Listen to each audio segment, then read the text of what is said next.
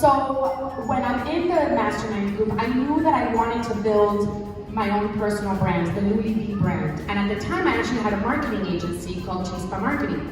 And I thought, well, if I build this brand, I get to help small businesses with my big message was how to get noticed without spending a fortune. And then I could sell my marketing agency services in the back of the room, which is now a model that many speakers and trainers use.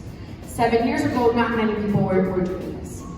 And I literally got in front of my mastermind group in May of 2012 with some accountability. And by the way, in a room of women who I consider to be smarter than me, more successful than me, intimidated the crap out of me, those kind of people. And I was supposed to give some sort of accountability, and I just lost it. And I just started sobbing, and I said, I don't want to do this. My marketing agency was about to hit $1 million in gross revenue.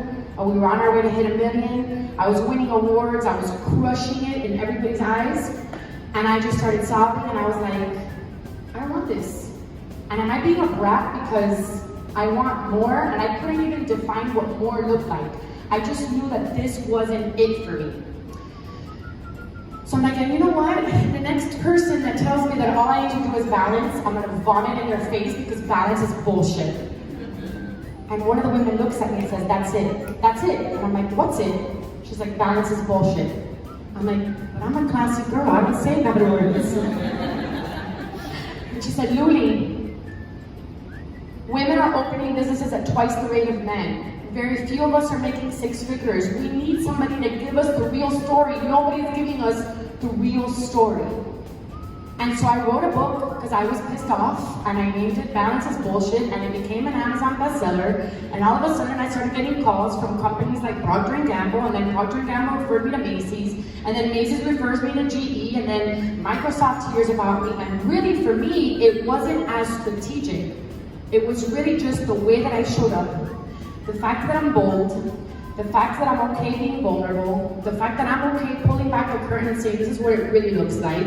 Let's take off the makeup, let me take off the heels, and let me show you what it's really like. And so for me, I think that was more of the strategy, was let me be myself and let me tell the true story. And as a result, I have the community that I have, so I always say I'm a magnet for awesomeness. I attract that. I attract the great companies, the great organizations, and the great people based on how I show up and what I stand for.